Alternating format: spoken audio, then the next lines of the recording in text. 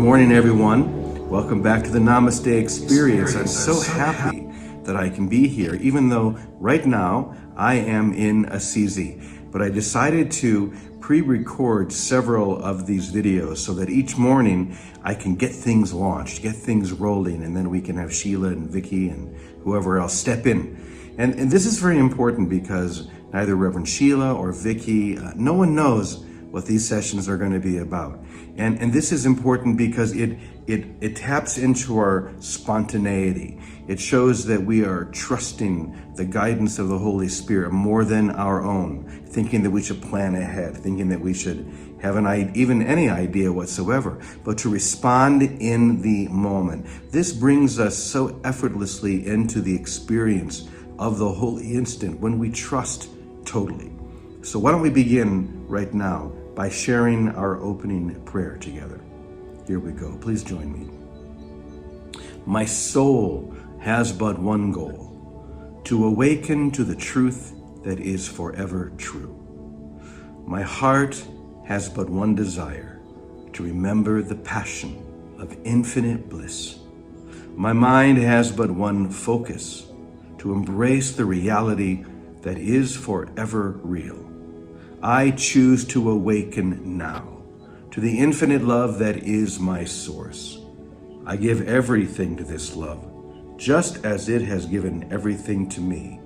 I am awake now. So here's my question. How is everyone today?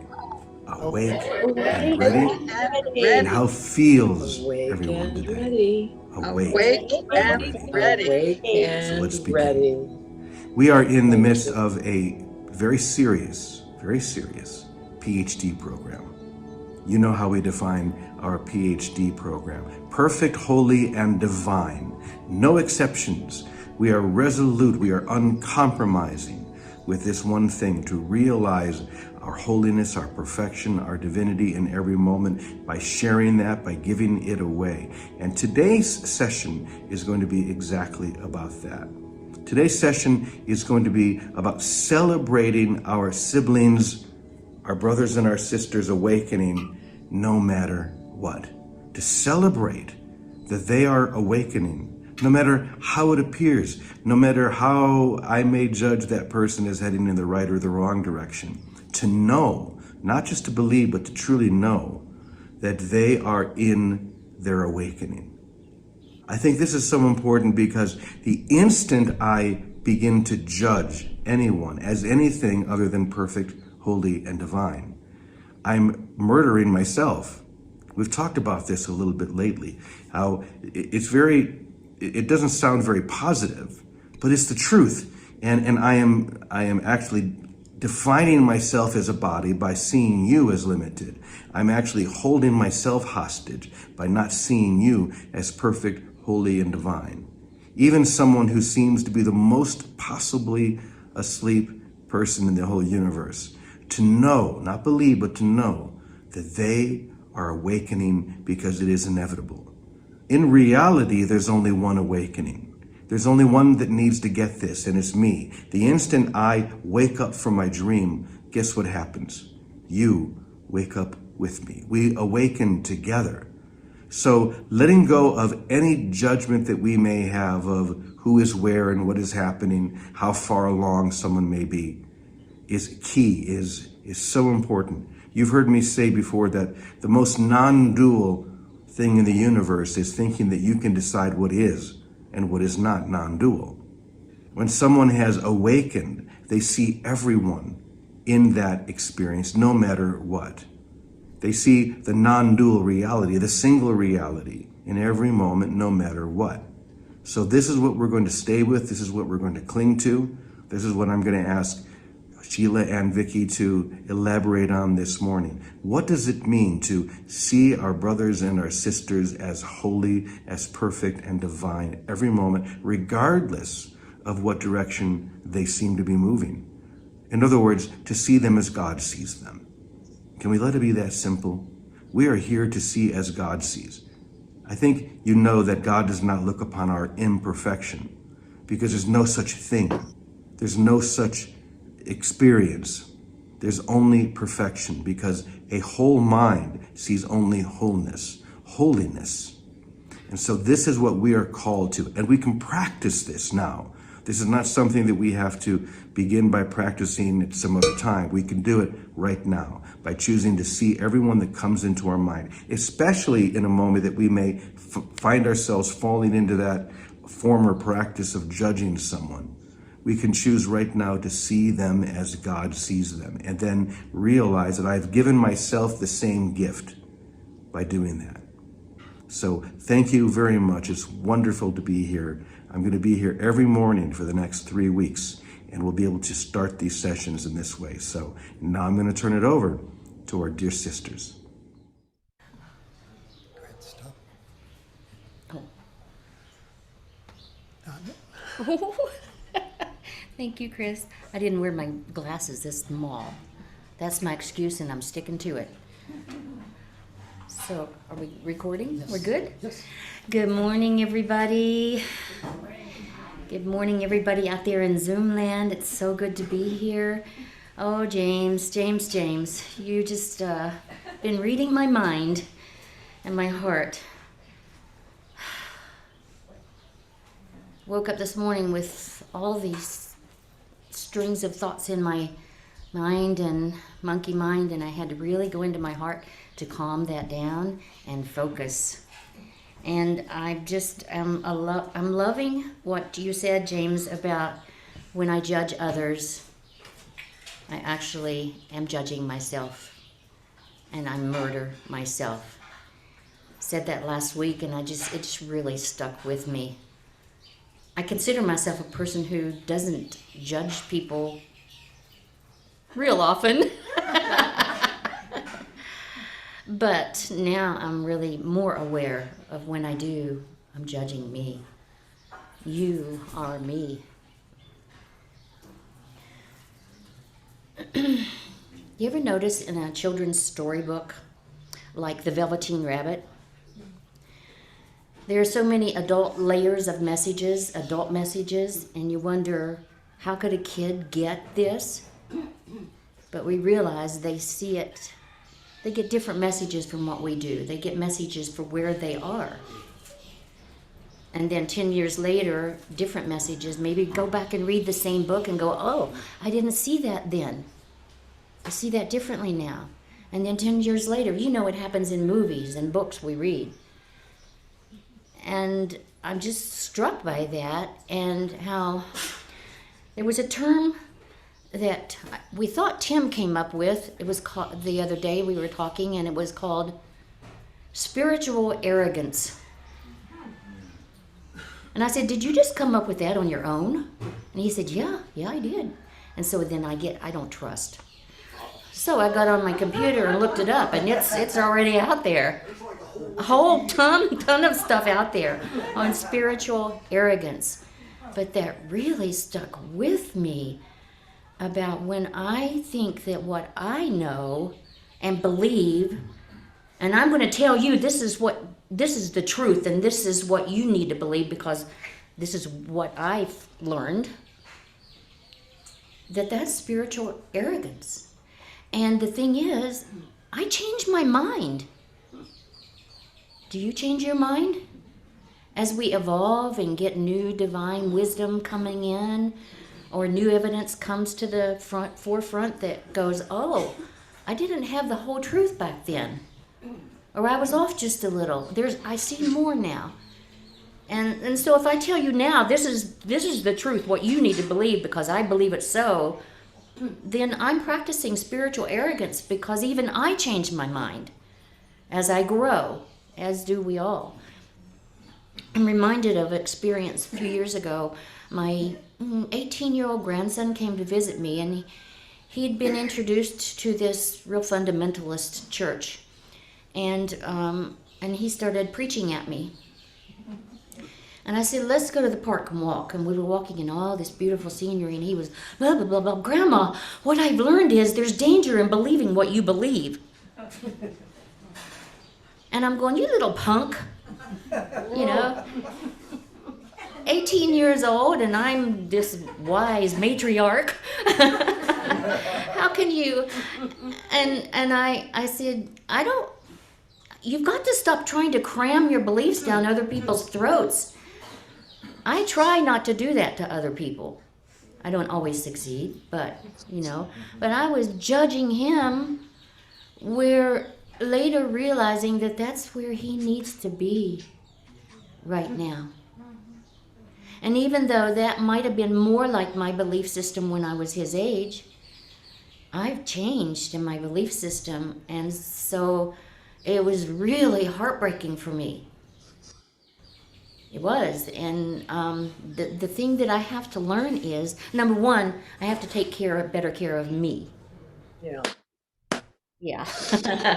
I don't know who said that, but yeah. Thank you.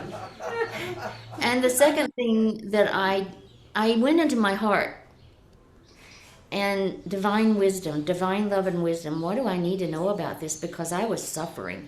I was in pain. And I think he was too, probably. And he apologized later, but there was a rift between us then. And I didn't necessarily want to be around him, which was heartbreaking. I needed that connection. So at some point, I realized that he doesn't belong to me. My grandson, mine, he doesn't belong to me. And so instead of seeing him in his humanness and his ego and his personality, I need to see his essence, who he really is. And I need to see the Christ consciousness, or the love in me sees the love in you. Instead of claiming that he's mine and seeing his humanness, I see him for who he really is. And at the same time, I need to see me for who I really am. So I believe this and I believe that, and I changed my mind. And someone once said to me, you know what beliefs are? Just, you know what ego is? Ego, just a bag of beliefs. And we're domesticated. You remember when you were little and people wanted you to be a certain way? Be quiet, be seen and not heard, and you got punished in a way by, oh, if you'll do this, then I'll let you, I'll smile at you, or I will love you, or I won't withdraw my love from you, because if you don't do what I think or believe, this is what you're supposed to believe. And well-meaning people who were domesticated by their parents, so passing it on, and so we've been domesticated, and through reward, punishment, sort of, to survive as little kids, trying to get through a threatening, complicated world, we go, okay, I'm not going to do that anymore because I don't feel loved and I feel rejected. I'm going to do this and I'm going to believe this. And so we grow up with all of these beliefs that aren't necessarily working very well for us anymore. How about you? Yeah, sometimes they come around, bite us on the tail, and we're adults now. And maybe we need to tell that little self, maybe our big self needs to tell that little self, you go play now. You felt like you had to protect me because you were still that little kid. But I got this. I got this. Go play. Go play, little one. Little ego. I thank you for protecting me. I thank you for looking over me, and I need you, but go play, little one. Go play, little girl. Go play, little boy. Big ego, my big self, I got you. I got this. Yeah. So, I'm wondering if anybody out there is relating to what I'm saying.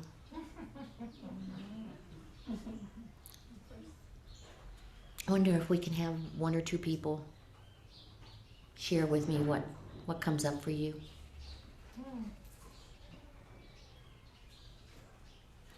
And then after that, I'm going to call on Vicki to see what she has to say. Hope you're there, Vicki. Anybody? Scott, Do you want to come up here or? Well, I'm worried that they won't be able to hear me. Right, yeah. So yeah, I'd be happy. Come up here. Okay.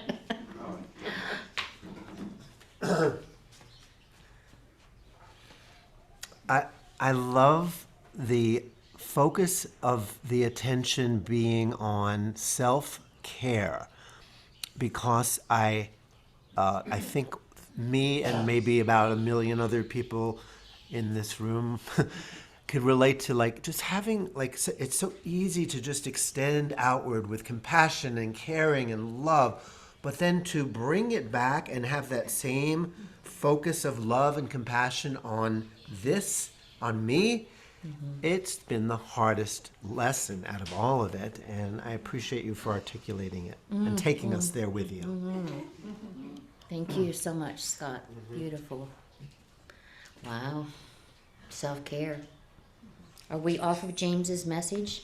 He said we need to trust in the Holy Spirit, respond in the moment, trust totally. PhD, perfect, holy, divine. Celebrate our brothers and sisters in their awakening and our own. And when we judge others, we murder ourselves. Tell that little one, you go play, and I appreciate you, ego. You serve a purpose, but in your place. Okay, Vicky, are you there? Hi, Sheila. Hello, everybody. Good morning, everyone. Happy Monday. And what a sweet way to do this, that James gave us a little start off launch. And Sheila, thanks for picking it up so nicely. And everybody, happy, it's a holy week because we are joined in a simple, single purpose. So am I okay? We got sound, everybody? We're good? Okay. So the first thing that struck me on James's message, the importance of being spontaneous. You know, we think of children as always just going with the flow, doing whatever's in their mind and being relatively playful. But seems as we get older, we forget that, because that thinking mind kind of takes over and burdens us with all kinds of ideas and expectations. But the only way we can stay presently loving is to keep that thinking mind, kind of just keep it held off, just not, like you said, just go play and let ourselves be present now. I'm noticing when I'm present right now, there's no room for thinking or judgment, because being present right now is a full intake of what's right here, right now. And then the kids, and some of you have seen these bubble guns, that bubble blasters, and they really blast bubbles. And they have like 100 little pockets on them. And when you do it, they've got a motor and they blast bubbles everywhere. And I love that toy, because to me, that's all we're here to do. We are here to blast love, just like one of those bubble guns. And it surrounds you with colorful bubbles and bubbles of all sizes, and they fall all over the place. If we're present and we have nothing to do but love, just like Scott's song said this morning, it's all we're here to do. If we can just remember we're only here to love, then our understanding becomes true. We see a brother who's doing something that feels like it's a mistake. Instead of calling it a mistake, we start seeing differently through love, through the lens of love. When that bubble's going, that bubble gun is going, and all you see are the bubbles of love, there's nothing to be mad at. You celebrate those bubbles of love, and you see that everyone is doing their best. That's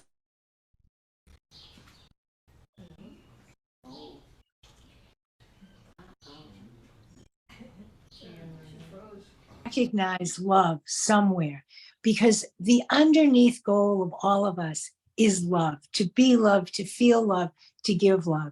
It comes down to a very simple experience, and it's our joy to come into the fullness of it. And the only way I know to come into it is by staying right where I am, wherever I am, and looking about and blasting love, just like those little bubble guns. Just blast love. Just blast love. It breaks the spell. It breaks the spell of fear, because it is this simple. What isn't love is fear. Whether you see a chaotic country or chaotic room or attack one brother against another, what we're always witnessing is always only love or fear. And the only help for love, for fear, is love. It's the only help there is. And if we're in the present moment and an upsetting situation throws itself in front of us, then we are literally the saviors of the world at that time. It is our joy and our response that brings about love where there was fear. It may not bring it about immediately. It may not just change everything in a blink of an eye, but sometimes it does. Sometimes I've seen that it does. But if we can stay centered in being present and recognizing what I'm seeing, like James was saying, is an outpicturing, it's a mirror of what is within me. Am I attacking myself? Am I loving myself? And if I'm attacking myself and it's a mirror, it doesn't do any good no matter how much Windex I spray on that mirror. It's not going to shine. It's still going to reflect back whatever's been in my mind. But if I can be present and only remember one thing, that's why this is simple. Oh my God, if it isn't love, it's fear. And the only help to be truly helpful is to love. And I don't know what that looks like in the moment. In the moment, it may take someone's hand and take a knife out of their hand. It may walk up to someone and put your hand on their back. It may just be to pass them by quietly or with a smile. That's the beauty of the moment. In the moment, when we are spontaneous, we can hear the voice for love within ourselves. If we're in the moment and we recognize that what isn't love is simply fear, then the question isn't some confounding problem that we don't know what to do with. It isn't about worlds and wars and weathers. It's about, how would love answer this? How would love see this? And there's no even time when you're present to ask that question. Love spontaneously arises. And that's our experience when we apply this to ourselves in little things. So there's, I always watch The Chosen. I have loved that series because it takes some of Jesus's passages and makes them come very alive for me. And one of them is with Matthew, who is a tax collector, Mary Magdalene, who is possessed by demons. There's a line that they say that I was that way once, I'm not that way anymore. And that's what everyone and all of us are coming into. We were one way in fear. And when we allowed love to become our present reality by becoming present to it, we're another way. We are harmless, we are defenseless, and we get the gift of vision. It doesn't take a lot of holding ourselves back from judging one another at that point. It becomes natural to see that our brothers perhaps are sleeping, but they're awakening. No matter what it is they're holding on to or whatever it is they seem to be doing, they're reaching for love in the only way they know right now. This is what the Dalai Lama calls compassion. We develop compassion naturally, not because we're trying to be kind to one another, but because it's the natural way to see.